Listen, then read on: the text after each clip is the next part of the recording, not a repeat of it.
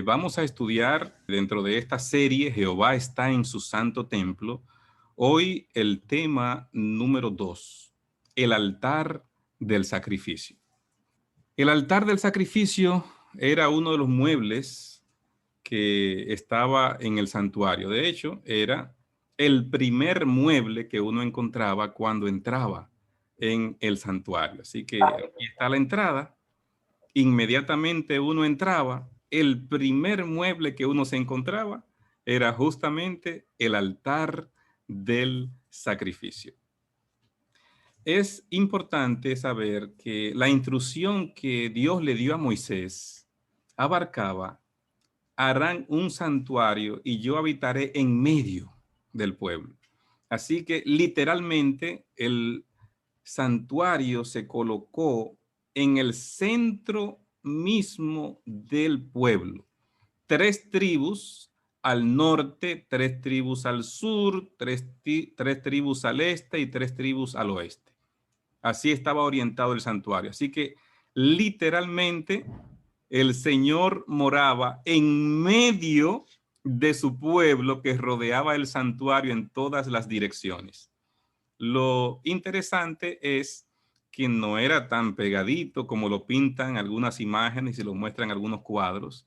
La distancia entre el santuario y la colocación de las carpas portátiles del pueblo era 1 kilómetro. Recuerden que estamos hablando de 2 millones de personas que salieron de Egipto. Así que 2 millones de personas esparcidos no era un espacio pequeño el que abarcaban, era bastante espacio que abarcaba, y entonces había un espacio de 1 kilómetro entre el santuario y la colocación de las viviendas de los israelitas. ¿Cómo fue la construcción del santuario? Estamos hablando del tabernáculo del desierto. Entonces, ¿cómo se hizo? Vamos a tratar de escuchar la lectura del libro de Éxodo.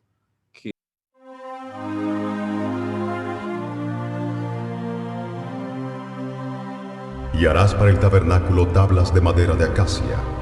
La longitud de cada tabla será de 4 metros 45 centímetros de alto por 67 de ancho. 2 espigas tendrá cada tabla para unirlas una con la otra. Conforme a todo lo que yo te muestre, así lo haréis. 20 tablas al lado sur del tabernáculo. Estas han de caber en 40 basas de plata debajo de cada tabla, 2 basas debajo de cada tabla. Al lado norte también habrá 20 tablas, con sus 40 basas de plata, 2 basas debajo de cada tabla. Y para el lado posterior del tabernáculo harás 6 tablas. Harás además 2 tablas para las esquinas del tabernáculo en los 2 ángulos posteriores, las cuales se unirán desde abajo, y asimismo se juntarán por su alto con un gozne. De suerte que serán 8 tablas, con sus basas de plata, 16 basas, 2 basas debajo de cada tabla. Harás también 5 barras de madera de acacia para las tablas de un lado del tabernáculo, y 5 barras para las tablas del otro lado del tabernáculo, y 5 barras para las tablas del lado posterior. Y la barra de en medio pasará por en medio de las tablas, de un extremo al otro. Y cubrirás de oro las tablas, y harás sus anillos de oro para meter por ellos las barras. También cubrirás de oro las barras. Y alzarás el tabernáculo conforme al modelo que te fue mostrado en el monte. El tabernáculo, como vimos acá, tenía 20 tablas de cada lado y las bases eran de plata.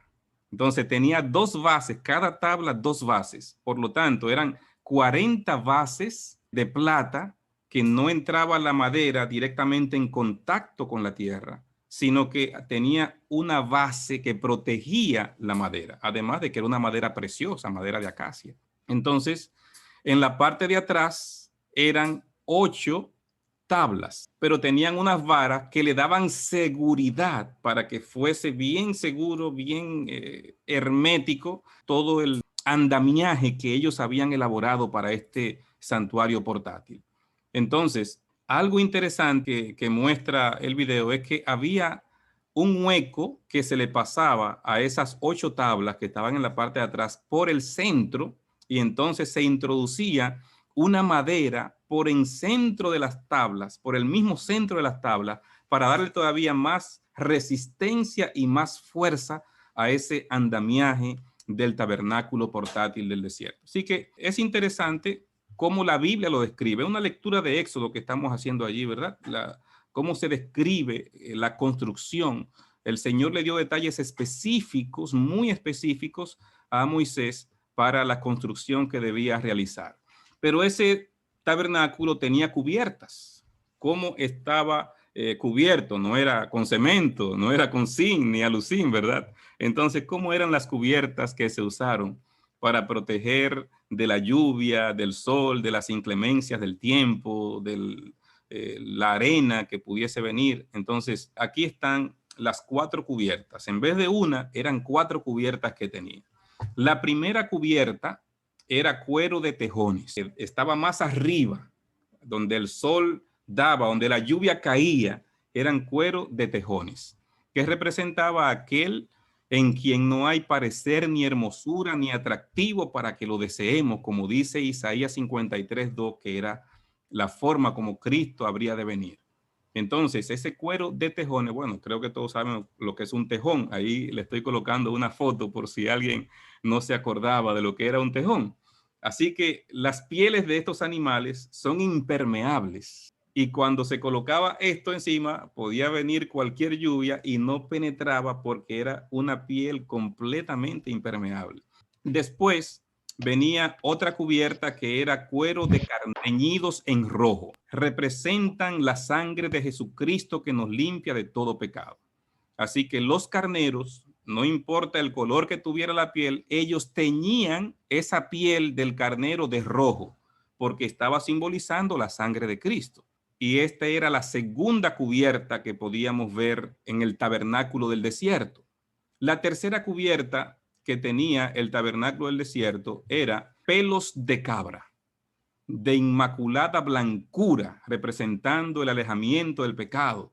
Cuanto está lejos el oriente del occidente, hizo alejar de nosotros nuestras transgresiones, dice el Salmo 103, verso 12.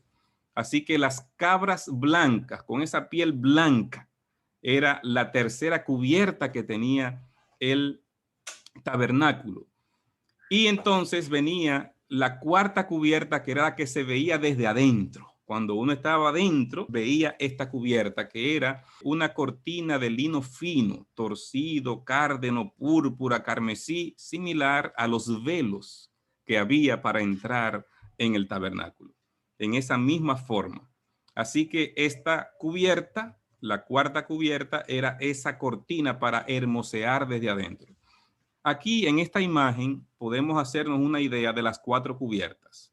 Ustedes pueden ver aquí en esta parte frontal el velo y pueden ver que esta primera cubierta que se ve en este lado, entonces tenía la misma tela, el mismo esquema. Desde adentro se veía igual.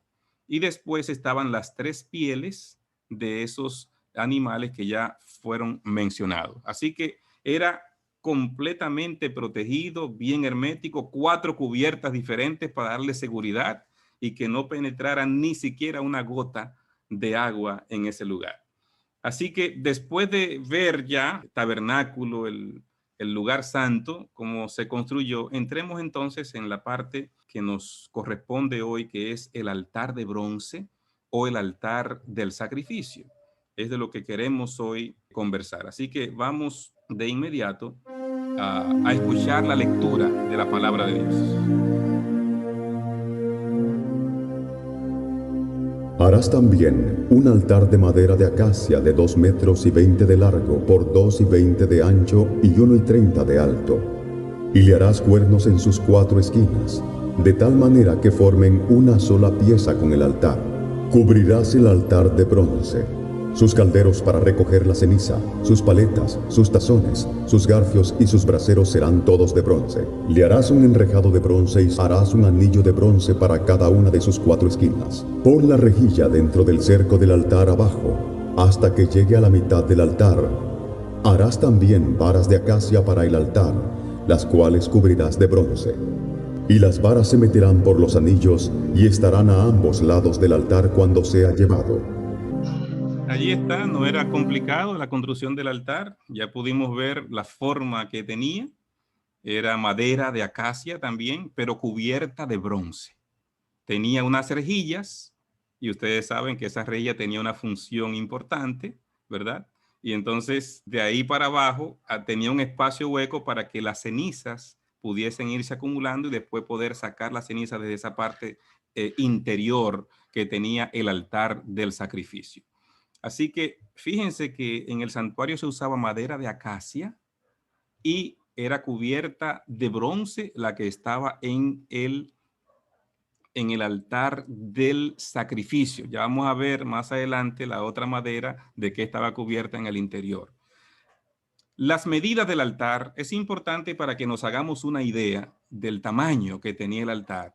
La Biblia describe que era de 5 codos, eso es 7.5 pies más o menos, 5 codos de largo, 5 codos de ancho y 3 codos de alto. Así que la altura era más o menos unos 4.5 pies. No era demasiado alto, como algunos lo quieren pintar también, porque la Biblia describe exactamente el tamaño del altar, que era 4.5 pies de altura. El altar estaba construido, como dijimos hace un momento, de madera de acacia, era cuadrado, y las 4 esquinas tenían cuernos bañados de bronce. Entonces, los utensilios que se utilizaban eran de bronce. Ahí estaban platillos de bronce para recoger las cenizas, estaba también las paletas de bronce, los tazones de bronce, los garfios y los tridentes. Todos esos materiales fueron hechos en bronce para trabajar con el altar del sacrificio, para poder recoger la ceniza, para poder enganchar la carne, porque había que cortar el animal y todo ese proceso. Entonces, las especificaciones de los materiales que iban a utilizar, de cómo iban a ser construidos, todo eso el Señor se lo indicó a Moisés. Debajo del altar, la rejilla con un anillo del mismo material en cada esquina, lo que buscaba era filtrar para el proceso de la caída de la ceniza. El sacrificio era necesario para el perdón. Es lo más importante que tenemos que empezar a ver hoy. El sacrificio era necesario para el perdón. La sangre del animal era importante para justificar al pueblo de Dios. ¿Por qué? Porque no era el animal en sí que valía delante de Dios, era lo que simbolizaba el animal. Y el animal simbolizaba que un día iba a venir el verdadero sacrificio de Dios, iba a venir el verdadero Cordero de Dios. Así que para un apropiado sacrificio, una característica que se buscaba era importante. El cordero que se traía o el buey, cualquier animal que se traía, que eran diferentes tipos de animales, debía ser perfecto, sin defecto ninguno. ¿Y qué indica eso? Que Dios solo acepta una entrega completa sin reservas. Dios no acepta una entrega a medias, sino un completo sacrificio, espíritu, alma y cuerpo. El altar del sacrificio estaba señalándole al pueblo que el pecado es grave y solo la sangre derramada que representa la vida puede pagar por el pecado. Entonces, había un proceso que se hacía allí fuera en el altar del sacrificio. Cuando uno, recuerden, lo primero que uno encontraba cuando entraba era el altar del sacrificio. El primer punto de entrada en el plan de salvación es la muerte de Cristo. Y es importante que veamos esto. Es muy importante porque hay personas que dicen que Cristo, cuando dijo en la cruz, consumado es, ya él completó su obra, ya terminó su obra. No, hermanos.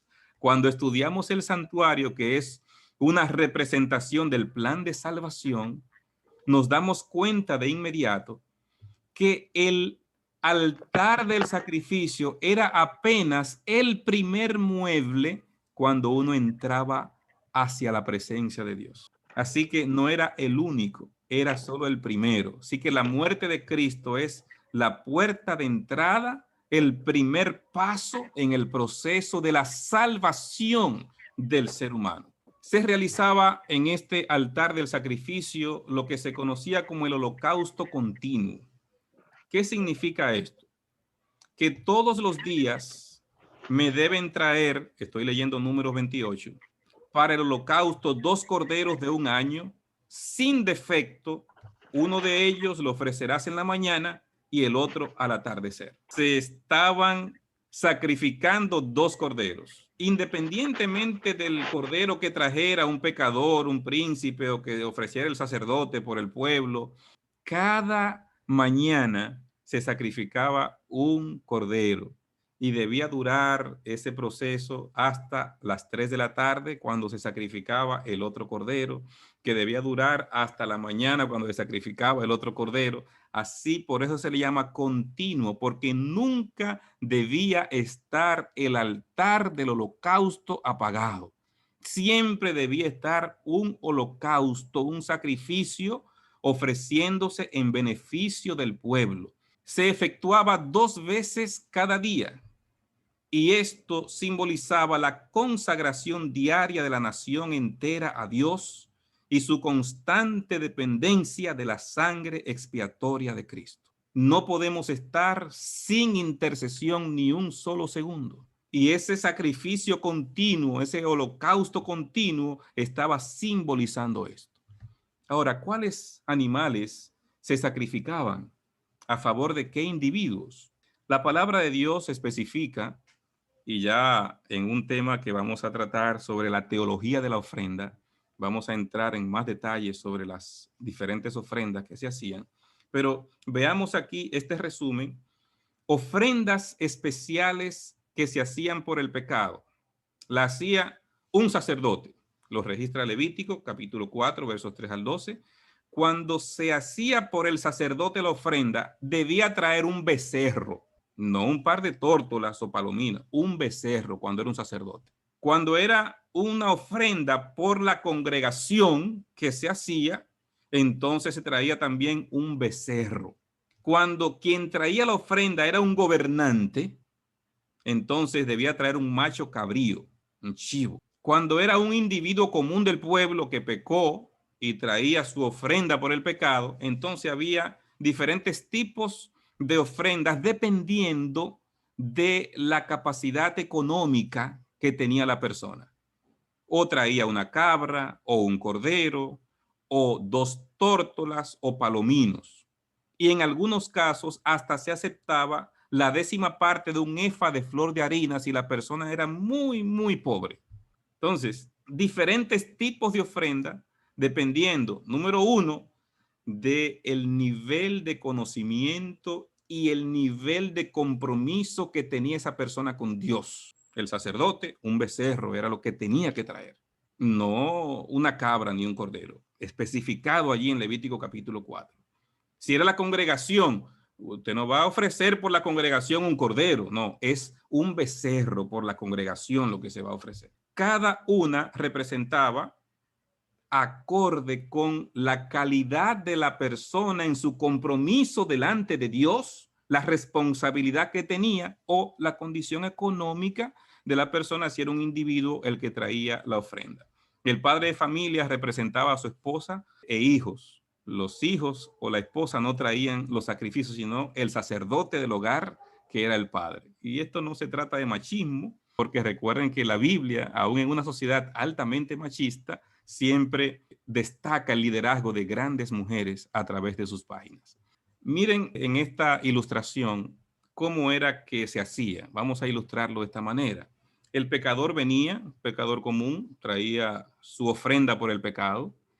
Cuando él entregaba la ofrenda por el pecado, el sacerdote debía revisar la ofrenda y asegurarse de que no tuviese ningún defecto, que no tuviese ninguna tacha, ninguna mancha. Cuando el sacerdote daba el visto bueno, entonces el pecador ahora colocaba sus manos sobre el cordero, confesaba sus pecados sobre el cordero y simbólicamente los pecados pasaban del pecador al cordero cuando él hacía la confesión de sus pecados. Simbólicamente ahora él queda limpio de pecado, pero alguien queda manchado de pecado, que es el cordero. Entonces, se le entregaba al pecador el cuchillo para degollar al cordero, porque recuerdan que era el pecador que mataba al cordero.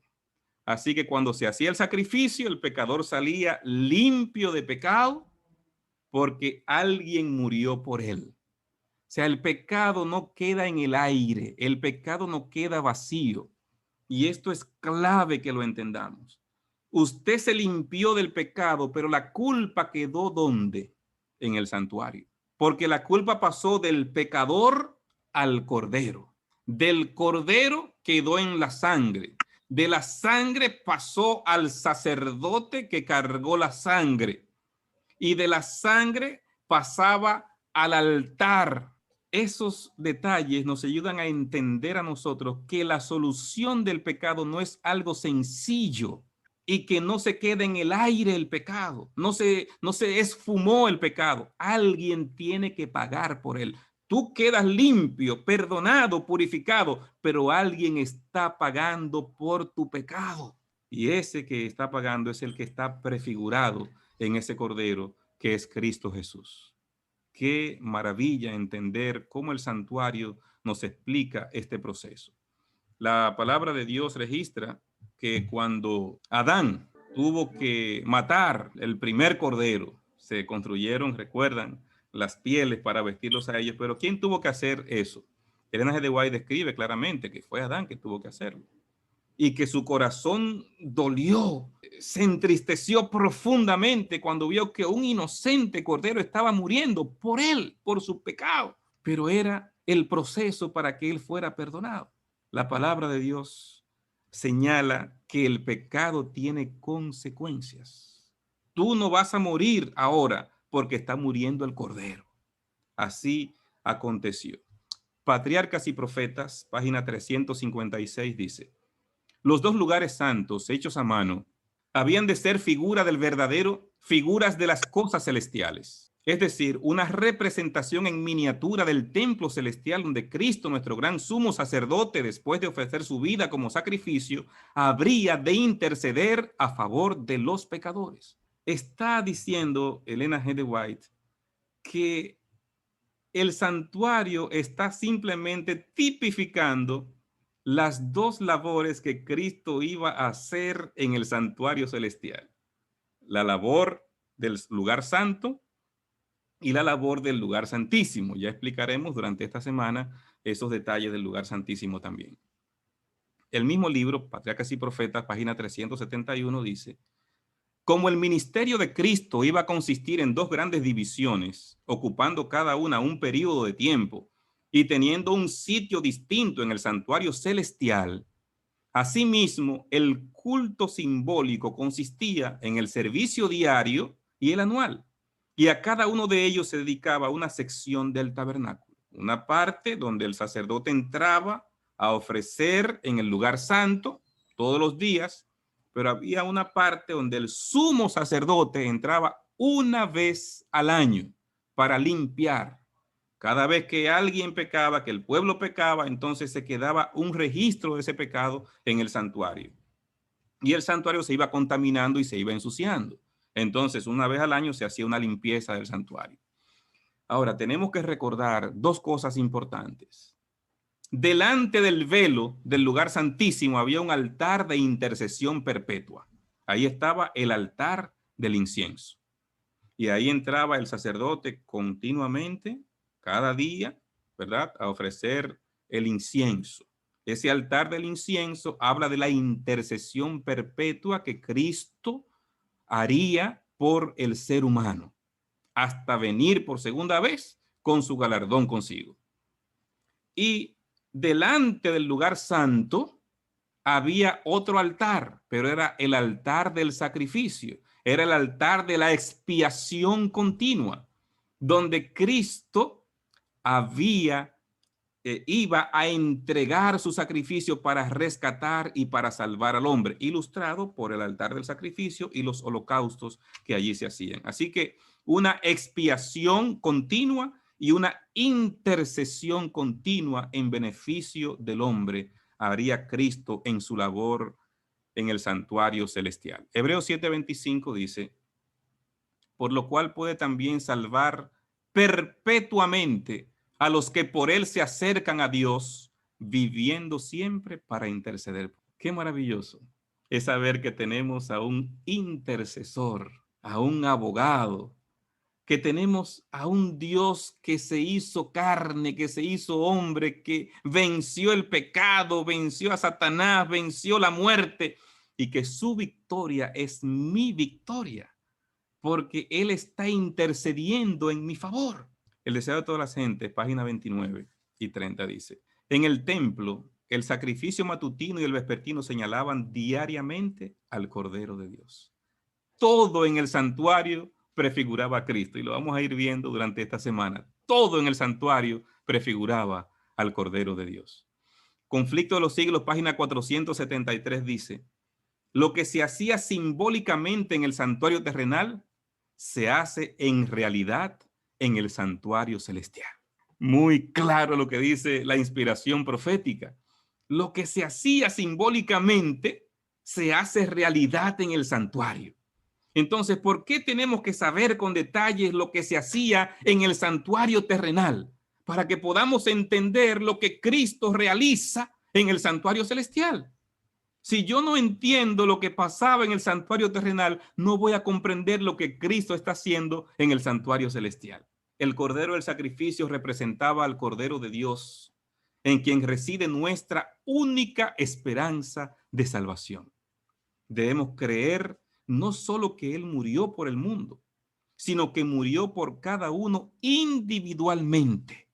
Debemos apropiarnos de la virtud del sacrificio expiatorio. Dice Patriarcas y Profetas, página 281. Hermano, no solamente usted crea que Cristo murió por el mundo, por cada persona, no, aprópiese de la virtud del sacrificio de Cristo.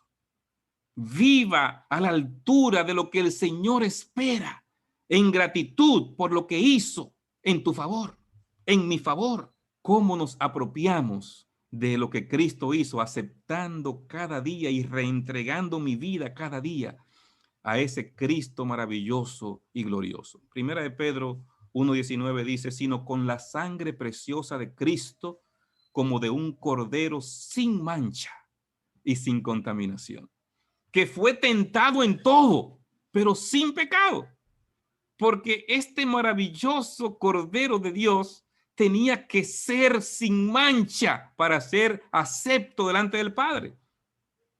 ¿Por qué ningún ser humano puede presentarse delante de Dios? Isaías 64:6 dice que todas las justicias nuestras son como un trapo sucio delante de Dios, porque no somos sin mancha.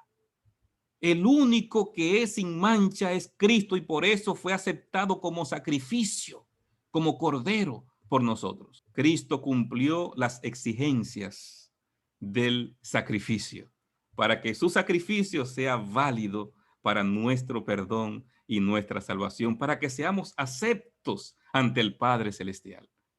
Ahora vamos a ver en esta última parte los valores tipológicos envueltos en el holocausto continuo que se hacía allí en el altar del sacrificio.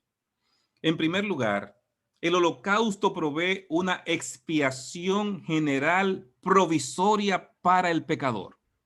Recuerdan, en ese holocausto siempre había un sacrificio. Por eso el holocausto continuo, el sacrificio continuo, el de la mañana y el de la tarde.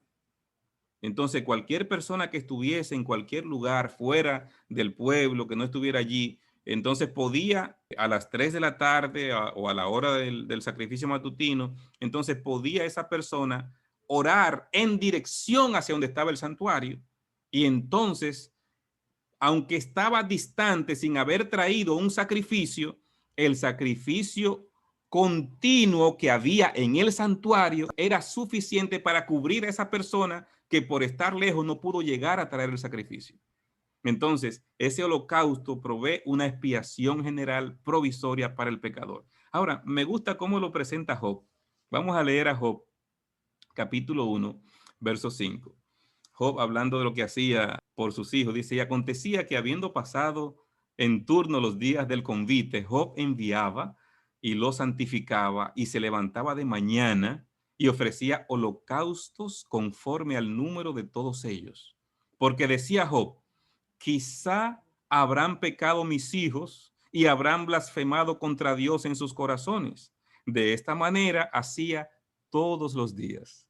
O sea, Job hacía un holocausto por si sus hijos cometieron algún pecado. Pero fíjense cómo lo hacía. Él ofrecía holocausto diariamente, porque justamente el holocausto viene a hacer esa provisión en favor del pecador. Número 2, los pecados no confesados también contaminan el santuario.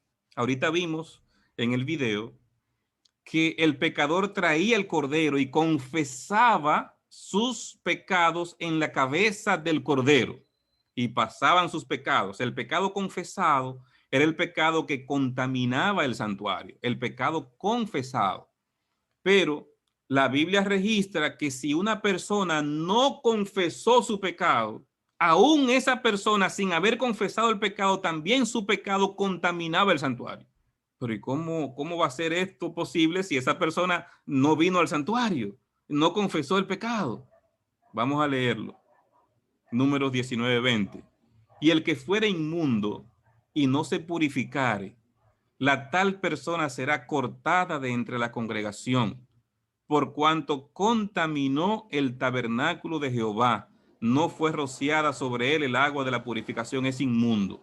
O sea, está diciendo que esa persona que no se purificó, esa persona que no confesó su pecado, que no lo trajo al tabernáculo, como quiera contaminó el tabernáculo de Jehová y va a ser cortado por no haber confesado su pecado.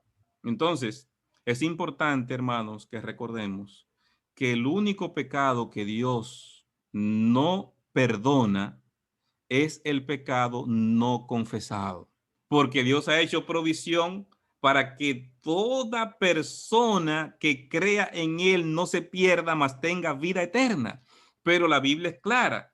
Os escribo estas cosas, dice la palabra de Dios, para que entendáis que tenemos un abogado para con el Padre, a Jesucristo el justo. Si alguno hubiere pecado, tiene que ir donde ese abogado para que lo limpie, para que lo defienda, para que lo justifique, para que lo presente delante del Padre. Número 3. La sangre del holocausto derramada alrededor del altar registra el pecado no confesado y provee una expiación provisoria hasta que el pecador traiga el sacrificio específico para cubrir su caso. O sea, cuando se hacía el holocausto, la Biblia registra que entonces debía vaciarse, se untaba en los cuernos del altar, pero también se rociaba, se derramaba de esa sangre al pie del altar del sacrificio. Entonces, ¿para qué se hacía esto? Dice claramente la teología del altar del sacrificio, que esto lo que buscaba era justamente registrar el pecado no confesado como una manera provisoria hasta que esa persona pueda reconocer su pecado y lo confiese. Interesante. Es lo que el Señor hace. O sea, Dios ha hecho una provisión y hay algo que está cubriendo hasta que tú puedas confesar ese pecado. Levítico 4:7 dice, el sacerdote pondrá de esa sangre sobre los cuernos del altar del incienso aromático que está en el tabernáculo de reunión delante de Jehová y echará el resto de la sangre del becerro al pie del altar del holocausto, que está a la puerta del tabernáculo de reunión. Recuerdan que estas eran las ofrendas que se hacían por la congregación. En esa ofrenda por la congregación, que era un becerro que se ofrecía, entonces parte de la sangre se derramaba al pie del altar para cubrir a esos que todavía no han confesado sus pecados, pero que ellos puedan traerlo, porque no van a tener un perdón real hasta que ellos no confiesen su pecado. Pero hay una provisión que el Señor ha hecho para ellos también. 1 Timoteo 4:10 dice que por esto mismo trabajamos y sufrimos oprobios, porque esperamos en el Dios viviente, que es el Salvador de todos los hombres, mayormente de los que creen. O sea, el Señor ha hecho provisión para que todos se salven, pero finalmente se van a salvar solamente aquellos que creen. Número 4. La sangre de Cristo derramada al pie del altar clama por justicia. Pero a la vez, esa sangre derramada al pie del altar ofrece perdón. Y por ella, la Biblia dice que es mejor que la sangre de Abel. La sangre de Abel clamaba justicia. Pero dice Hebreos 12:24, a Jesús, el mediador del nuevo pacto, y a la sangre rociada que habla mejor que la de Abel, porque la de Jesús también ofrece perdón. Qué maravilloso es ver que Cristo derramó su sangre como sacrificio para que tú y yo podamos tener acceso al Padre Celestial. Número 5. El sacrificio traído por el individuo registra los pecados confesados por éste y registra también el perdón concedido. O sea, cuando una persona venía hasta el santuario y ofrecía su sacrificio, cuando se hacía un sacrificio por alguien que trajo esto, entonces recuerden este dato importante. En el santuario se registraba el pecado confesado. Y cuando llegaba el día de la expiación para la limpieza del santuario, se hacía la limpieza del pecado que estaba confesado. ¿Cuál es el pecado que el Señor va a perdonar? El pecado confesado. Entonces, hermanos, que no se ponga el sol sobre nuestro enojo, que no dejemos nunca de reconocer nuestro pecado y nuestra maldad delante de Dios, porque es la única forma como podemos ser limpios y purificados. Número 6. En el día de la expiación, estos son los únicos pecados por los cuales se hace expiación. La sangre se llevaba al lugar santo cuando pecaba el sacerdote o la congregación. Cuando una persona común del pueblo o un príncipe pecaba, la sangre del sacrificio se colocaba sobre los cuernos del altar de los holocaustos y la carne era comida por los sacerdotes. Es bueno que veamos esa diferencia. La sangre que llegaba hasta dentro era o la sangre que ofrecía, el sacrificio que ofrecía el sacerdote o el sacrificio que se hacía por la congregación. Cuando era un individuo, esa sangre no llegaba hasta allá, pero había otra forma de registrarla en el santuario. ¿Dónde se colocaba? En los cuernos del altar del sacrificio. Allí se colocaba esa sangre.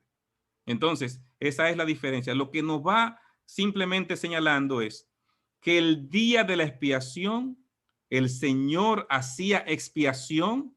Recuerden algo importante, algo muy importante en esto es que todos esos sacrificios que se hacían, todo ese pecado que se había ido acumulando durante un año, era como en garantía de lo que iba a pasar el día de la expiación. O sea, yo recibí perdón porque traje mi ofrenda, pero ¿aceptó Dios mi ofrenda?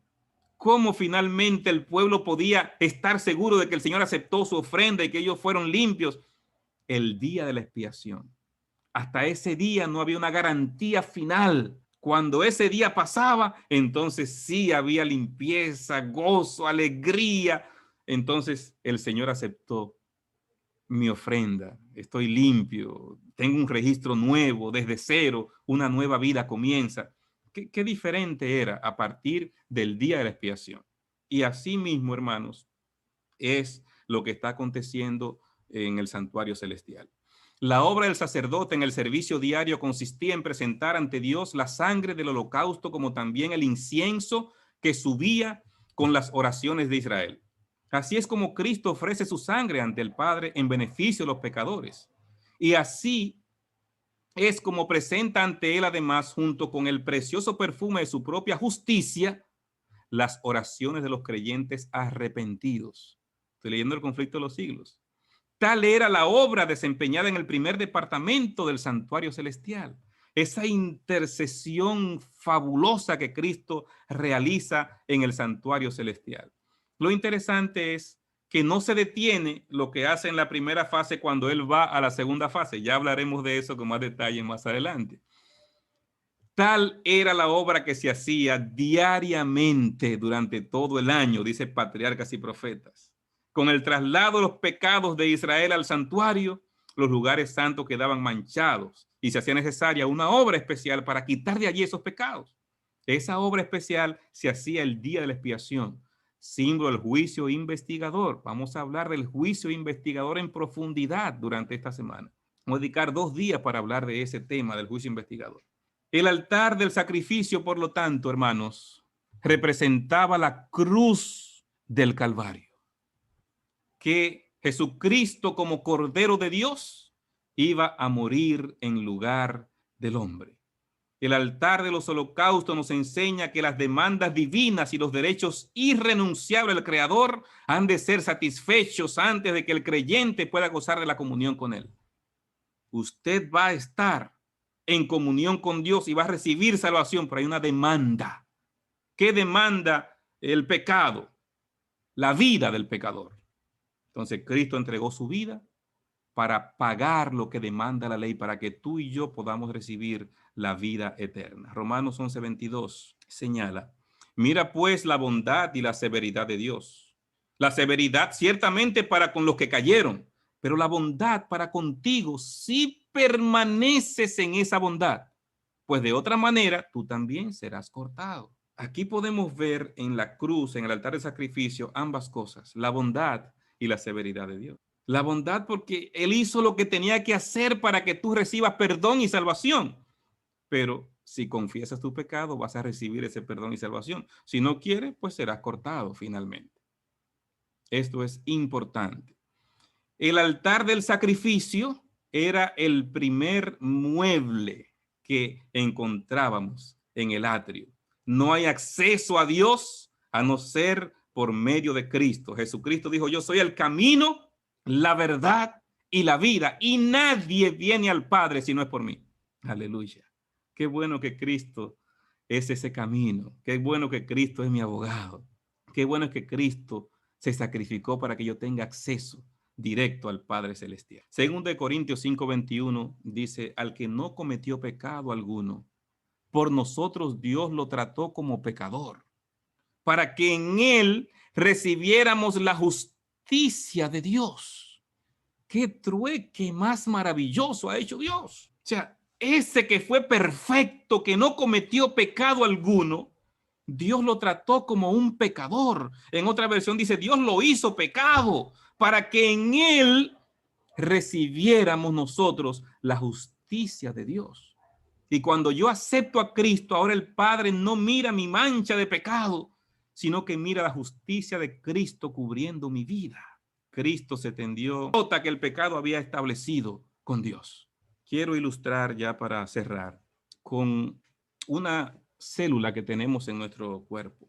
Hay una célula nuestra, tenemos diferentes tipos de células, ¿verdad? En nuestro cuerpo, diferentes tipos. Unas parecen como si fuera una serpiente, otras son redondas, otras parecen como una araña, alargada, diferentes tipos de células. Pero hay una célula que tenemos en nuestro cuerpo que no se ha hablado mucho de ella, pero usted puede buscarlo hasta en Google, lo puede buscar. Va a aparecer más información en inglés que en español, pero va a encontrar información sobre laminin. Laminin es una glicoproteína que se encarga de mantener la estructura corporal, la estructura interna de nuestras células, la hace esa glicoproteína que se llama laminin. Lo que ha llamado la atención de esta célula interna que tenemos, esta glicoproteína, es la forma que tiene. Aquí la podemos ver que tiene una forma de cruz, pero quiero que la veamos bajo el microscopio electrónico. Bajo el microscopio electrónico, miren cómo se puede apreciar una forma de cruz. Esa glicoproteína se llama laminin. Está en la base misma de nuestra sangre, corriendo por nuestra sangre. Y es lo que ayuda a mantener la estructura misma de la célula interna de nuestro cuerpo. Una glicoproteína para mantener la unidad celular. Y cuando uno mira esto, uno dice: wow. O sea que literalmente nosotros tenemos cruces en la estructura misma de las células de nuestro cuerpo. Están corriendo cruces. ¿Y cómo podemos nosotros alabar el nombre de Dios? Colosenses 1:16 dice, porque en Él, en Cristo, fueron creadas todas las cosas, las que hay en los cielos y las que hay en la tierra, visibles e invisibles, sean tronos, dominios, principados, potestades, todo fue creado por medio de Él y para Él. ¿Quién fue el creador? Cristo Jesús. Todo fue creado por medio de Él y para Él. Sigue diciendo, y Él es antes de todas las cosas, y todas las cosas en Él subsisten. Y este texto más, según nos escogió en Él antes de la fundación del mundo, para que fuésemos santos y sin mancha delante de Él. El Señor nos escogió desde antes de la fundación del mundo. ¿Para qué nos escogió el Señor? Para que fuésemos santos y sin mancha.